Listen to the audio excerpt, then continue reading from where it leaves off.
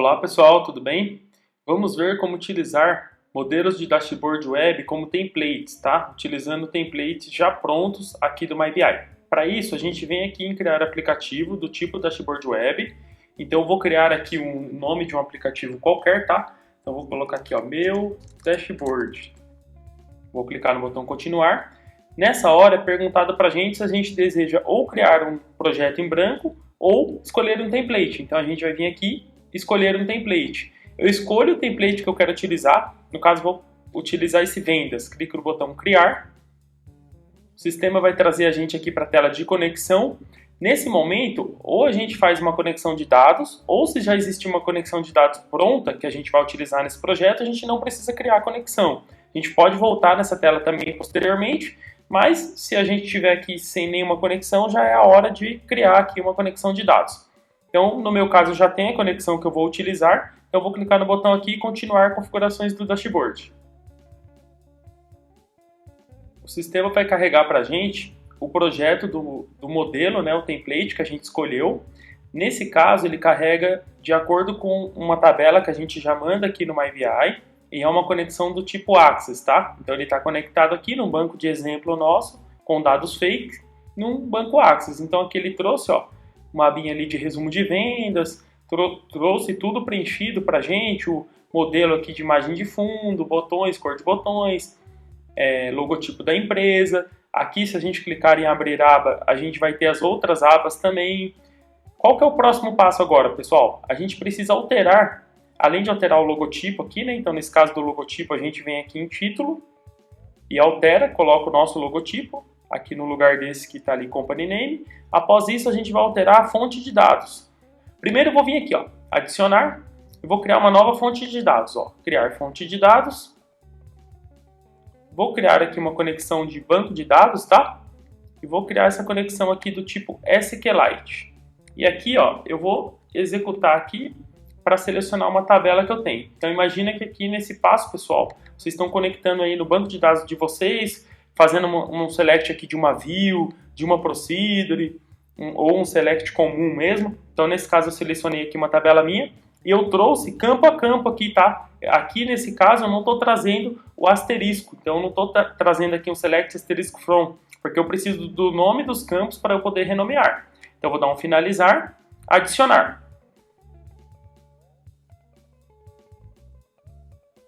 Do jeito que está aqui, se eu quiser alterar a conexão aqui, os dados que eu tenho, eu posso alterar, eu sabendo o nome do campo, né? Eu venho aqui, ó, em vez de resumo vendas, agora a gente sabe que vai ser esse aqui, ó, vendas demo, dou um OK. Vai ficar tudo vermelho porque eu não tenho nenhum nome de campo que tem esse mesmo nome. Por isso que eu disse que era importante o as do campo ali ser o mesmo. Então, por isso que ele vai começar esses erros. Aí aqui a gente vai clicar e vai substituindo. Então, vendedor, eu vou colocar aqui, ó, vendedor. Aqui, ó, eu tenho a quantidade de pedidos. É importante, pessoal, a gente olhar o nome do campo de origem, a quantidade de pedidos, porque muitas das vezes esse nome aqui não corresponde muito ao nome de vinculação. Aqui é o nome de exibição, né, que foi dado aqui em opções, é só a gente clicar aqui para renomear. Em vinculação é realmente o nome original lá da fonte de dados. Então, no nosso modelo, chamava quantidade de pedidos. Na minha fonte de dados, qual que eu vou utilizar aqui? Eu vou utilizar o meu campo quantidade. E assim vai, ó, valor. Chamava VL total. Qual que eu vou utilizar aqui? Eu vou usar meu campo venda, que eu sei que equivale ao mesmo. Esse campo PA, como que chamava na minha fonte de origem? Ó, chamava PA. Só que esse campo aqui, então esse é um outro detalhe que a gente vai ter que tomar cuidado, ele provavelmente é um campo calculado. Ó, PA é uma fórmula.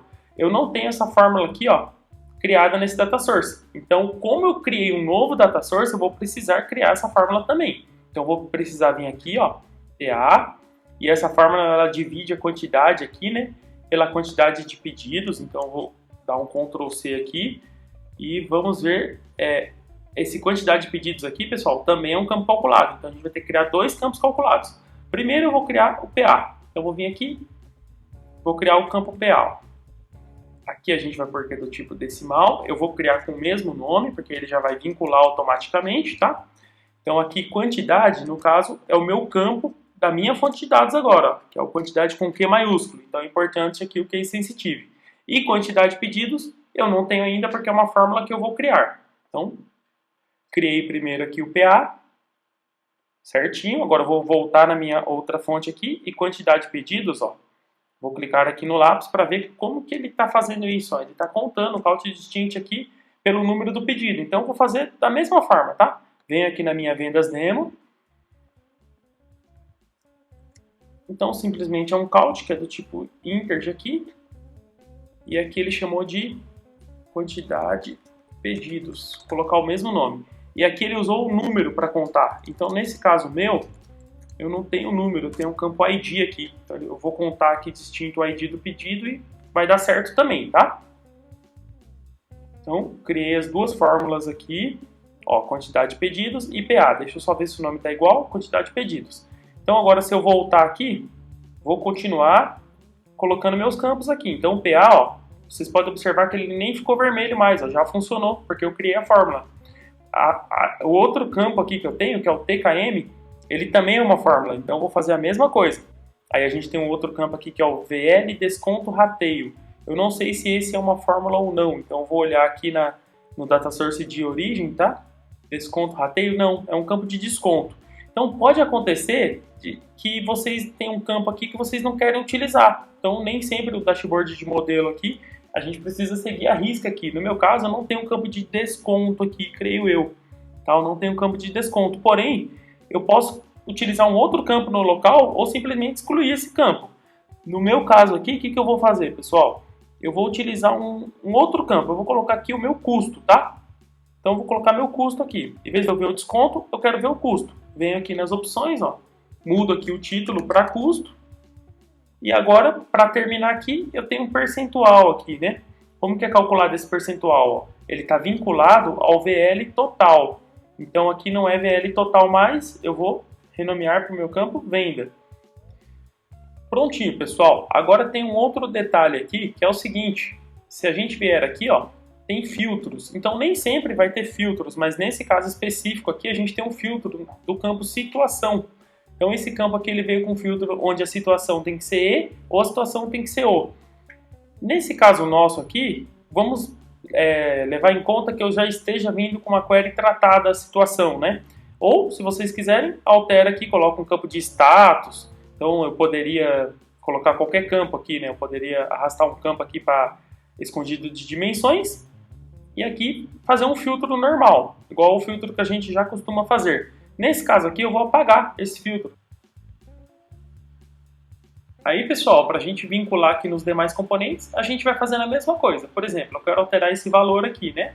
Então eu venho aqui, ó, na minha fonte de dados, altero aqui para minha nova fonte de dados, que é a vendas demo, ó, alterei, tá? E nesse caso aqui, vou clicar aqui em cima, depois que eu alterei a vinculação, e eu vou selecionar aqui o meu campo venda, né?